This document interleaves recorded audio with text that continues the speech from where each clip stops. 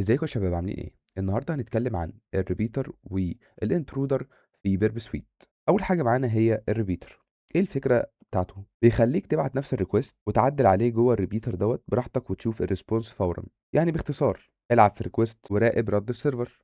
خلينا ناخد مثال على ازاي نستخدم الريبيتر ونشوف ايه اللي احنا هنحتاجه في حل اللاب اللي معانا دلوقتي. اول حاجه انا معايا لاب هنا من بورت سويجر. تمام. اول حاجه هفتح عندي هنا الفوكسي بروكسي عشان اقدر استقبل الريكوست عندي على البيرب. هستخدم هنا الهيستوري الخاص بيا عشان خاطر لما اجي استخدم اي حاجه هنا على الموقع ترفلكت عندي هنا عشان اكون عارف ايه الصفحات اللي انا دخلت عليها بالظبط. فتعالى هنا اول حاجه كده نخش على الهوم ونخش على الجاكيت الجاكيت ثمنه $1337 وانا معايا هنا في الكارت هو المفروض $100. استنى نعمل ساين ان.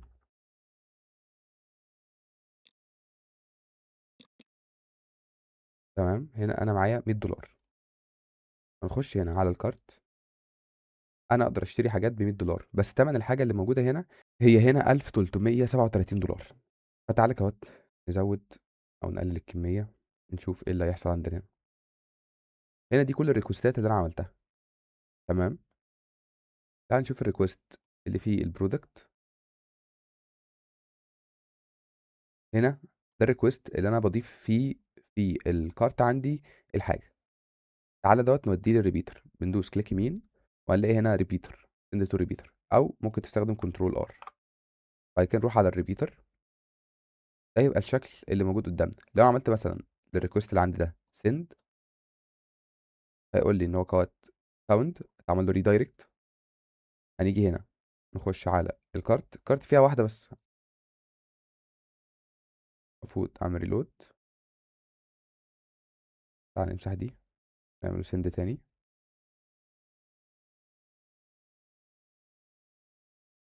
في حاجه غلط. طب خلينا نعملها تاني من الاول. هنيجي هنا نعمل اد تو كارت.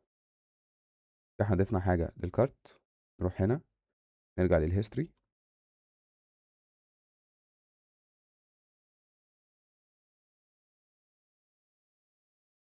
فين البوست؟ ايوه اهوت. ده اللي بضيف منه للكارت كنترول ار عشان دي للريبيتر. ده الريكوست. تعال نتاكد هنا كوت. انا معايا واحده بس في الكارت. نعمل سند. ريفرش تاني بقوا اتنين. مظبوط كده اهوت. تمام. فتعالى هنا نعمل ديت للي موجودين هنا. تمام كده مفيش اي حاجه في الكارت. هنيجي هنا على الريكوست وهنجرب نعدل على البرايس اللي موجود عندنا وليكن ان احنا نخليه مثلا بصفر ونشوف ايه اللي هيحصل. نعمل ريفرش. محصلش اي حاجه. وليكن مثلا انا معيش غير $100. فتعالى نجرب مثلا وليكن مثلا سالب 100 ونشوف هيعمل ايه. محصلش حاجه. خلاص نخليه ب100 بالظبط ونعمل سند. هنا انا مكتوب 100. هنا انا قدرت ان انا احط البرايس بتاع الجاكيت هو حاسبه هنا ب$1. معرفش هو فاليديشن بطريقه غلط ولا ايه اللي بيحصل بالظبط. تمام. واقدر ان انا اشتريه ب$1. واقدر ازود الكوانتيتي. لو جيت ازودها لا هيزود فوق السعر اللي موجود بتاعه اللي هو اول واحد عشان الحاجه دي لليوزر بس هو اللي بيشوفها. تعالى نزود واحد كمان. خلي $10 مثلا.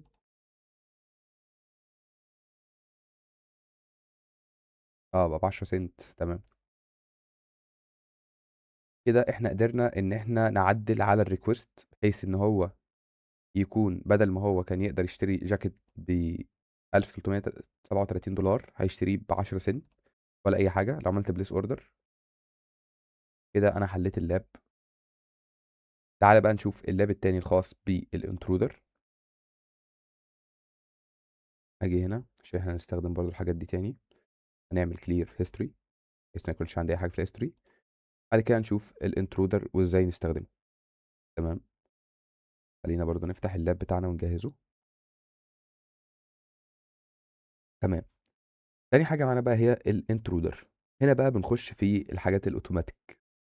فكرته بدل ما تعدل كل مره بايدك زي الريبيتر، تمام، هنا انت بتدي له البيلود، الليست بتاعتك ايا كان عددها، وهو يجرب اوتوماتيك.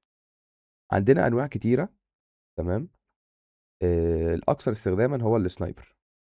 انا عايز اوريكم برضو على ريكوست بحيث ان انتوا ايه، تشوفوا بالظبط. خلينا هنا نخش نفتح ده، نخش على الهوم، نخش على البروكسي، ده الهيستوري، send to intruder او كنترول اي. ده بيبقى الشكل بتاعه، تمام.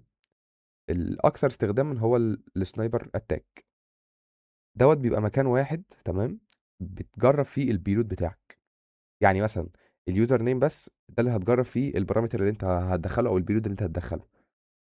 تاني حاجه معانا هو الباترنج رام، تمام. دوت نفس البيلود بيتحط في كذا مكان. يعني مثلا انا عندي يوزر نيم وعندي فيرست نيم ولاست نيم، فانا البيلود بتاعي هيتجرب في اليوزر نيم والفيرست نيم واللاست نيم. فاهم القصد؟ بعد كده عندنا البيتش فورك.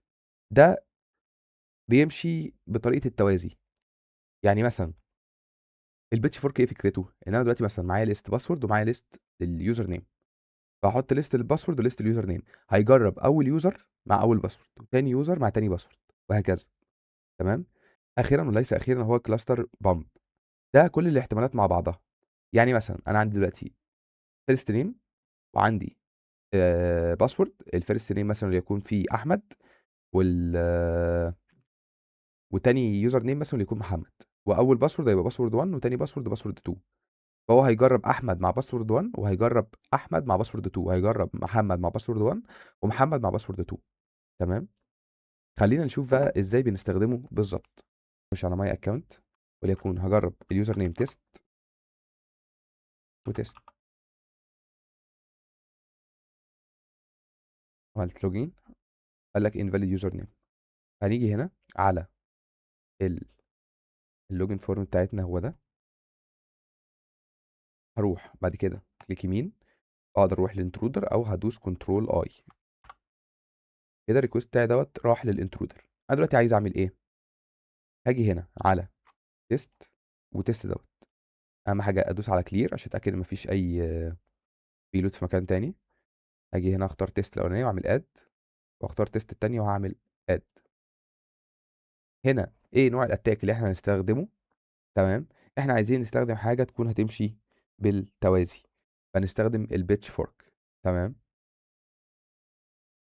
عندك تيست 1 وعندك تيست 2 اهوت. هنروح على تيست 1، هو مدينا ليست اليوزر نيم وليست الباسورد. دي ليست اليوزر نيم.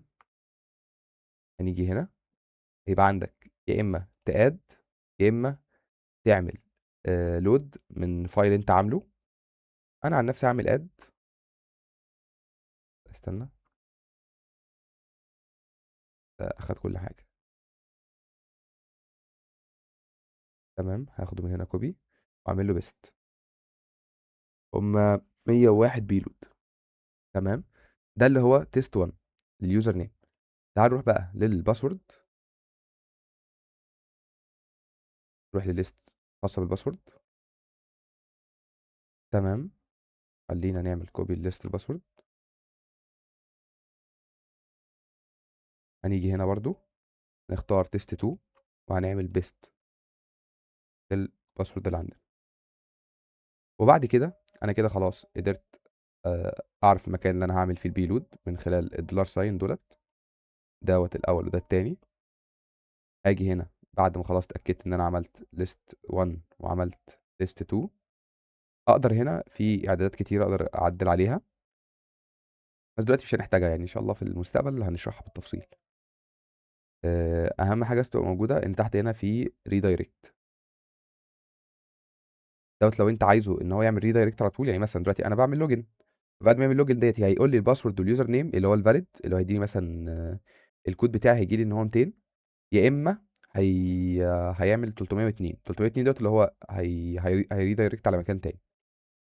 فانا هنا انا عاملها نيفر. انا بس كل اللي عايز اعرف اليوزر نيم والباسورد. خلينا نعمل ستارت اتاك.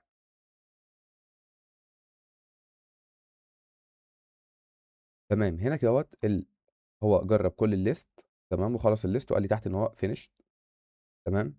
هنا انا هجرب اشوف بدل ما هدور مانيوال ان انا اقعد انزل كل دوت كهات، هاجي هنا على الستاتس كود، اشوف لو في ستاتس كود اتغير، بس هو مفيش حاجه اتغيرت فيه.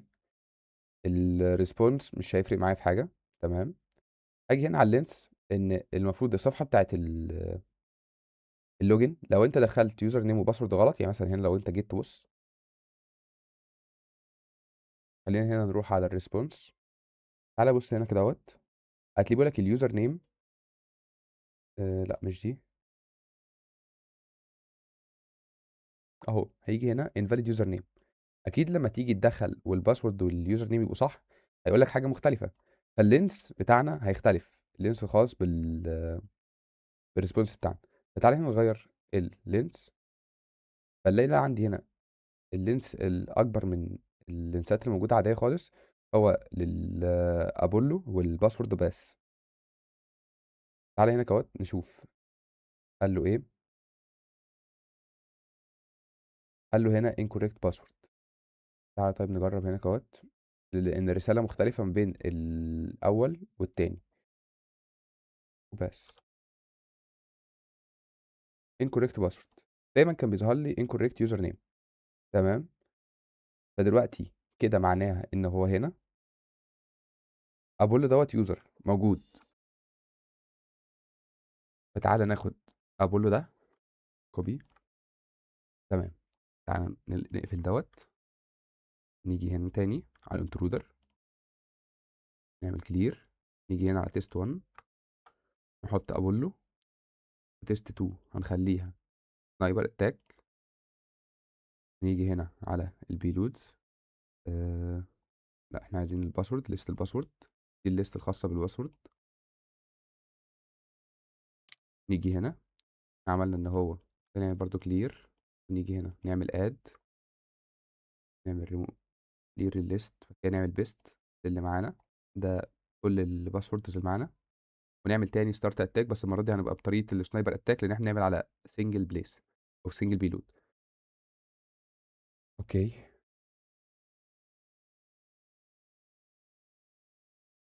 وهو لسه بيجرب كمان في لستة الباسورد. على كده نشوف اللينس عندنا ريدايركت لكيلر، ف... وعمل ريدايركت لصفحه تانية، فدوت كيلر دوت هو الباسورد الصح. برضه ممكن استناه يخلص، فيها مشكله. ماشي، خلينا هنا ابولو، وعندك هنا كيلر. عملنا لوجن، دخلنا الاكونت، موضوع سهل. خلينا في المختصر كده بقى نقول ايه الفرق ما بين الانترودر والفرق ما بين الريبيتر. اول حاجه عندنا احنا عرفنا ان الريبيتر مانيوال. تمام. بيعتمد على انك انت اللي بتدخل البيلود، وتشوف الريسبونس اللي راجع، هل ده اللي انت عايزه ولا لا، ومنه بتعمل اناليسيز للموقع تشوف هو شغال ازاي. بعد كده عندنا الانترودر، دي بقى حاجه اوتوماتيك، مش محتاجه منك مانيوال اكسبلويت، او انك انت هتدخل ليست معينه يدوي او كده. لا بالعكس، انت هتجيب الليست على الانترنت، وهتستخدمها عندك في الانترودر على حسب الاتاك اللي انت تستخدمه. تمام. بيبقى الفرق ما بينهم ان هو بيعتمد على الاكتشاف، مش حاجه اناليسيس، مش بتحلل. تمام. يعني مثلا انا دلوقتي هنا ما عملتش اي حاجه غير ان انا شفت ايه اللينس المختلف او الستاتس كود المختلف اللي عندي، ومنه عرفت ان ده الباسورد دوت هو اللي صح. اليوزر نيم كان جايب لي ان هو invalid باسورد، على عكس مثلا كل الريكوستات اللي كانت جايه لي كانت جايه لي ان هي invalid يوزر نيم. يعني دلوقتي لو جينا هنا هنلاقي ان هو اساسا كل الريكوستات ديت invalid باسورد او incorrect باسورد. تمام. بس وده كان الفرق. ان شاء الله في الحلقه الجايه هنستكمل وهنشوف لابات اكتر. وشكرا لكم.